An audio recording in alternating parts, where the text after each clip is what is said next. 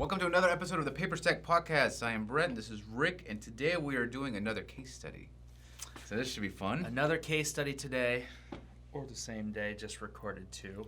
Oh, I don't think people know that. Oh, no. They're secret. We just wear the same clothes for like Same Steve clothes. Jobs. We have a Zuckerberg and Jobs. Yeah, that's right. We actually have a studio that we come and get dressed in.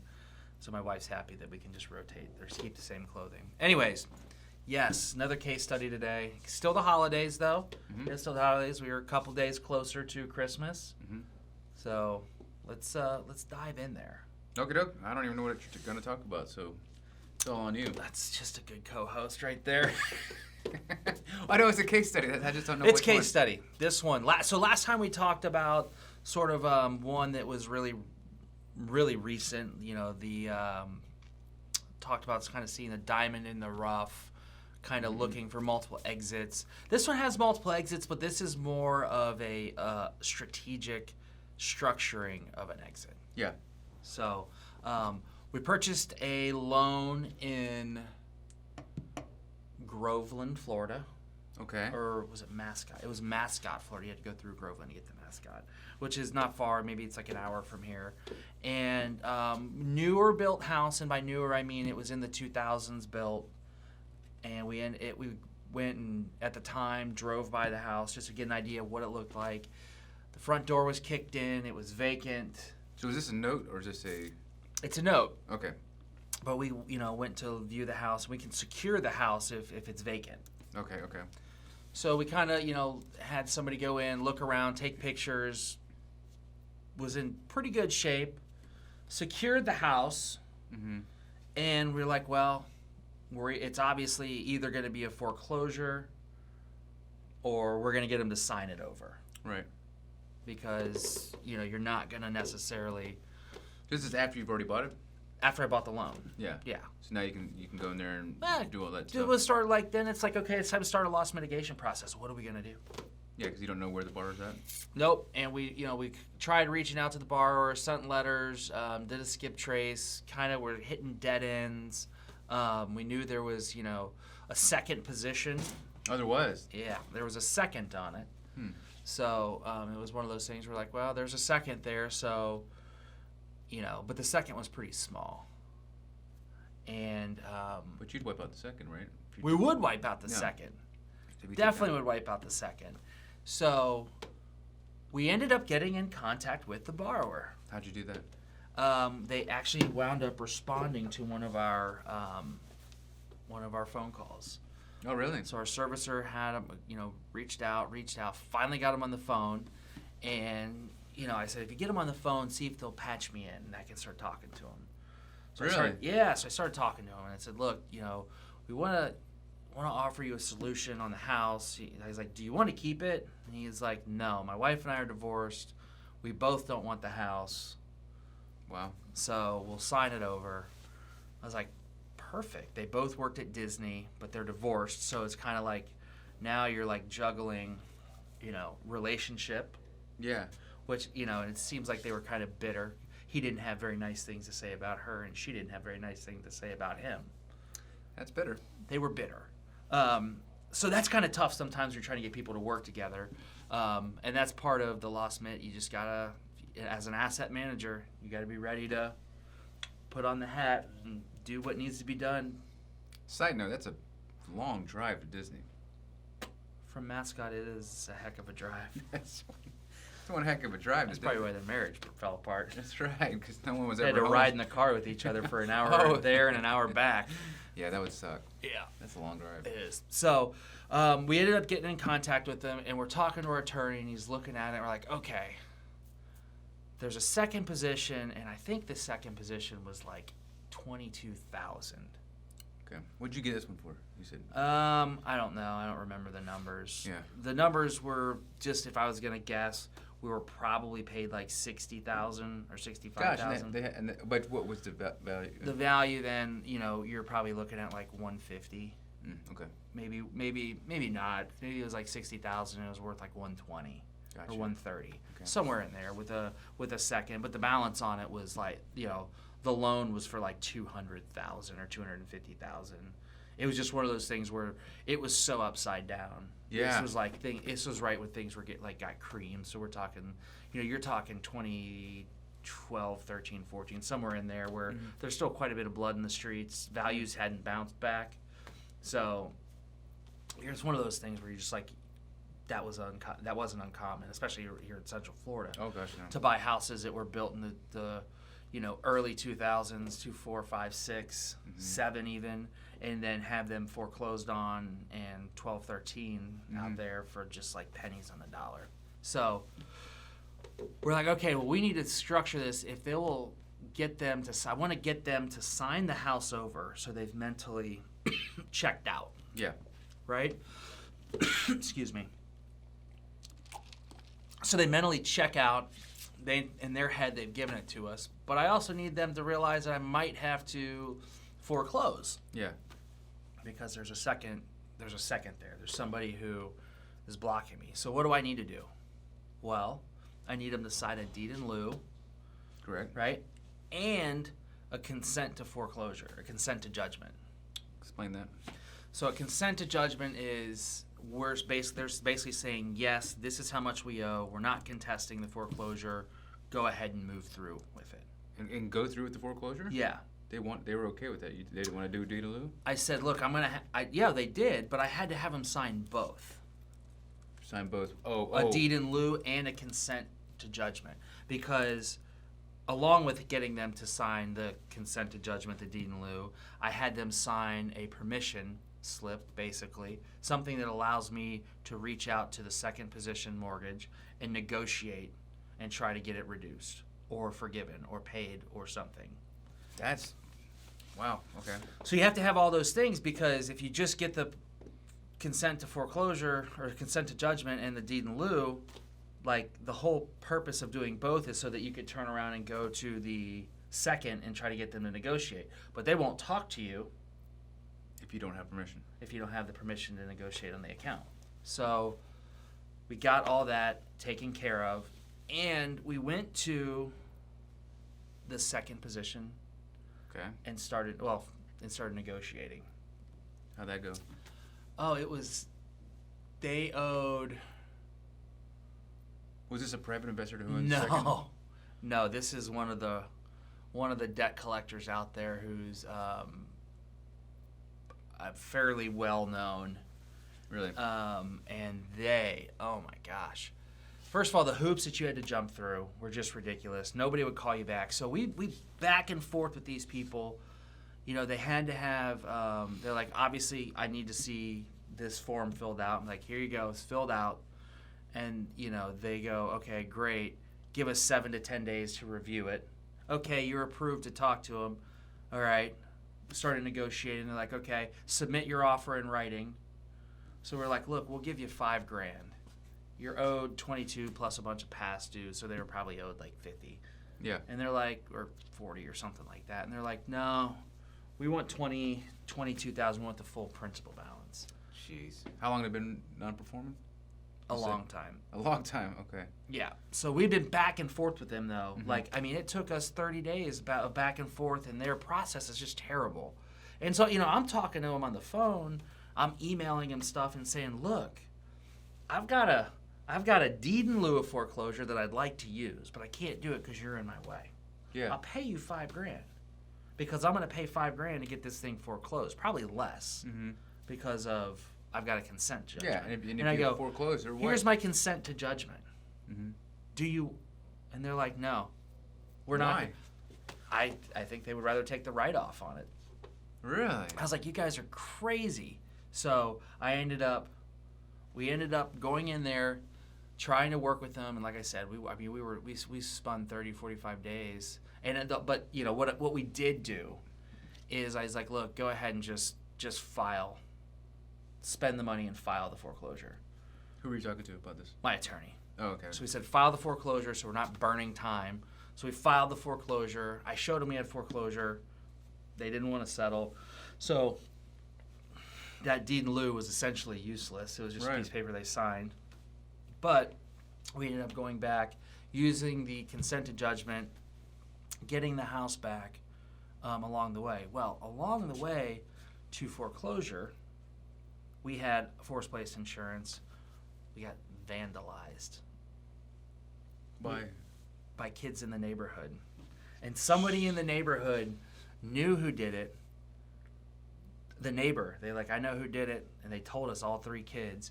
And so we ended up having an insurance claim on that one that we filed for, I think we got like, I mean, they wrecked the house. They went in, holes in the wall.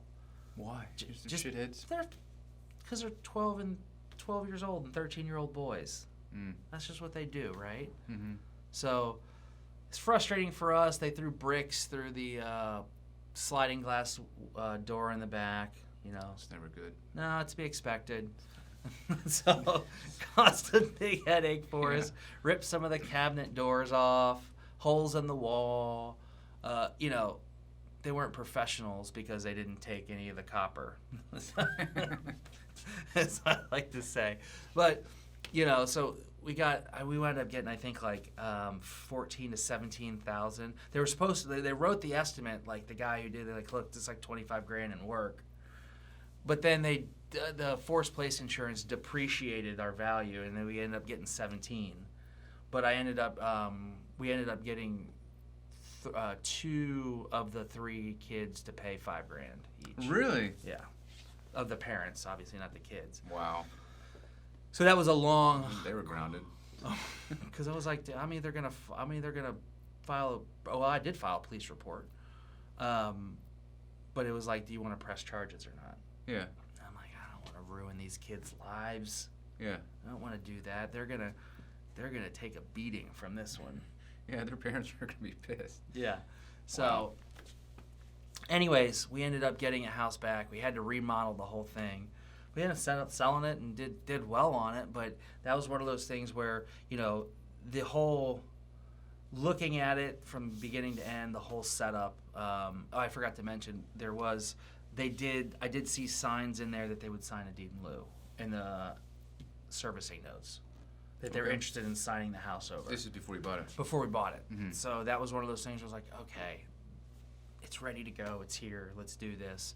But we were able to set up that exit and really it was setting up, once you had them wanting to get rid of the house, it was how are we going to deal with the second position lien, who really has no position to stand on. They were like, I don't know what they were negotiating with. They must have been bluffing. Well, you called their bluff. Oh, yeah, they got nothing. Yeah, that was stupid. That was stupid. Huh. But, you know, I since have negotiated with them on other things, and I've come to find out that's just their policy. So I was happy that, you know. What's their policy? They're just going to try to recover as much as they can, and they're not really going to short sell with us. So I was like, fine. Wow. Yeah. So I don't know. It may work on some.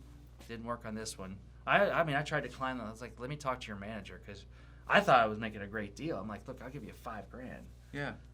And they're like, no. That sucks. I'm like, okay, whatever. So that was a little bit of a shorter one, a lot shorter than the last one, but. Was that a win, or is it a? That was a big W for us. Yeah. Mm-hmm. Yeah. I mean, if we want to go through another one, I don't know if we've ever talked hardest hit fund. We haven't, but let's keep going on this one, because I want to just break it down a little bit, and then we can do some more on the hardest hit fund. So, tell me, you bought it, you got rid of the second, they got nothing. You got 17 for forced place insurance. You got 5 from each one, so 15. So no, I got 30. 5 from 2 of the 3, so we got like 27. Basically, it covered our repairs. So it just covered repairs. It covered repairs plus a little bit. I mean, it wasn't. And then, so after repairs, that's after repair value, but just not whatever they screwed up, but the whole. No, so we were probably were paid 60-ish for it, so we were probably into it for 90, and I think we sold it for like 130. How long did that take? To sell it, not long. I mean, Was this in like a neighborhood? Yeah, it was in a neighborhood. Right. So it was, it was one of the cookie cutter neighborhoods where every house is like there's 2 models. Yeah. Like, enter from this side of the house or enter from this side of the house, and they just flipped it. Mm-hmm. It was just kind of one of those neighborhoods. Wow. It was just to where a builder went in there and found like a 10-acre plot and just pressed out as many of these things as they could. Gave them damn near 0 lot line, stuff like that. So I was talking to Charlie recently. He was telling me the whole process of how he does it. That's what he does. Yeah. He says he buys it and adds water. Adds water, adds power, grids it out, puts in some clay roads. Yeah, and then he does it. So I mean, I was like, you got to teach me your system. He's like, well, you got 2 minutes. Yeah, you buy a piece of property and you figure out how many houses you can stick on there and throw some roads in, bring some power and water. Yeah, and that was Sell them it. with owner financing. I was like, oh, wow. You make it sound so easy. He's like, it takes a while. He's like, the hardest part is finding the land. The hardest part's finding the dirt, for sure. Mm-hmm. And You got to find that, and then you can do it. All the other stuff. He's like, yeah, the other stuff's easy. It's just finding the right area, right plot. And so I was like, oh, that's interesting. So that was a win, huh? That was a W, man. Those are, that was a good W. It was good that you were local here, too. Yeah, Because actually, there's something to be said for being local. Like, if you're in your area, like, it's... Would you consider Mascot your area? So if you guys don't, Mascot, if you're in Orlando, from where we're at right now, right in the center of the city, you're talking... 45 minutes to an hour. Yeah, so you're out and you're going out towards... kind of going heading towards Tampa, Brooksville. Yeah. So you're going west across the state from Florida. Yeah. And so would I consider that my area? Yeah. Yeah, I would consider anything here in Central Florida-ish, like Orlando, like areas that I know. Mm-hmm. Basically, I'm a real estate broker. So anywhere that my MLS reaches and touches, like that I can go and pull comps and get a real granular idea, and it's within an hour's drive, I would say that's within my area because I just know all those areas. How far does the brokers reach? Because you can't do stuff in like Miami, or you can't do stuff. No, there's different board of realtor boards or MLS boards or. Oh, okay. I mean, I could go sign up and become a member of that board, but I don't really use the real estate license too much unless it's helping friends, family get houses. Mm-hmm. Buy a house, or obviously for work. I use it for this. Interesting. Yeah. Well, good. That was a good case study. So I mean, where are we at in time? About 17 minutes. 17. The shorter one, but that's good. It's not quite as snackable, but not quite a long one. But it was good. I mean, what's the takeaways? What can people learn from that? Oh, takeaways is start with servicing notes. Always read the servicing notes, so Know that the way you story, get it. huh? Yeah, know the story. Read the tea leaves. Try to put it together. And understand, like if you put it together and understand the backstory and what's going on, it helps you put your forward-facing story. Like it helps you make your plan, your route. Well, if I'm going to go this route, this is the best route, the easiest route, which in this case was the deed in lieu, right? But for that to happen, I got to have this domino, and this domino fall, which is them signing the deed in lieu, Settling with the second. settling with the second. Mm-hmm. And then making sure no other liens popped up or anything like that. So it could happen. It could.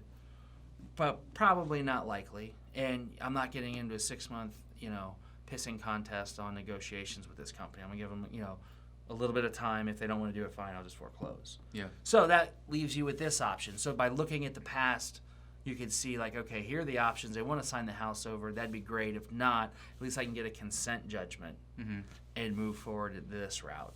And then if for some reason they didn't want to sign a consent judgment, well, the house is vacant. I'll just do regular foreclosure, which would slow it down just a little bit.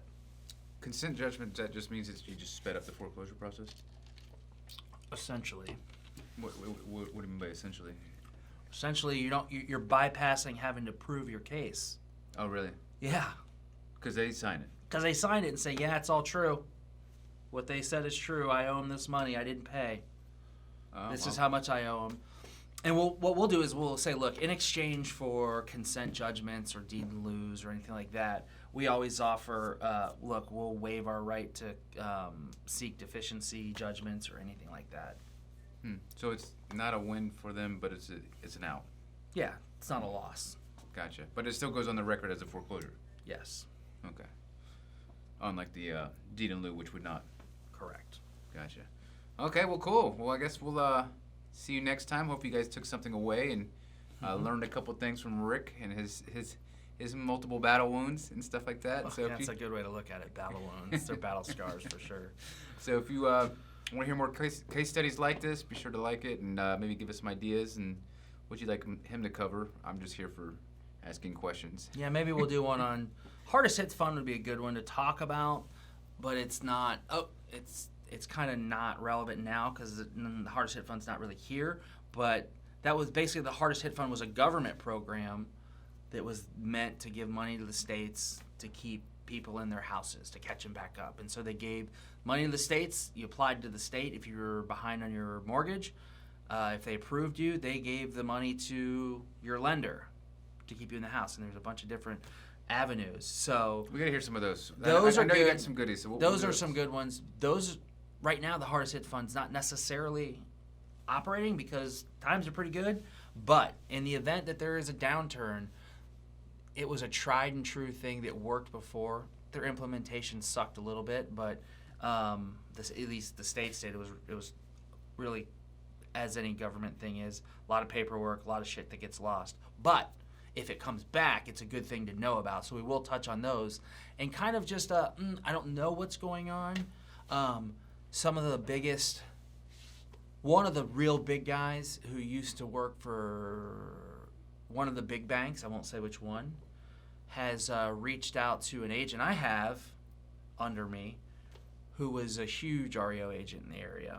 And they asked if he is still in the game and wants to make sure and re-sign any sort of referral agreements because this large bank has reached out to them and said, we need to get our ducks in a row for next year. So, the foreshadowing on that. Oh, the foreshadowing on that is thick. Jeez. But you read into it what you want. For me,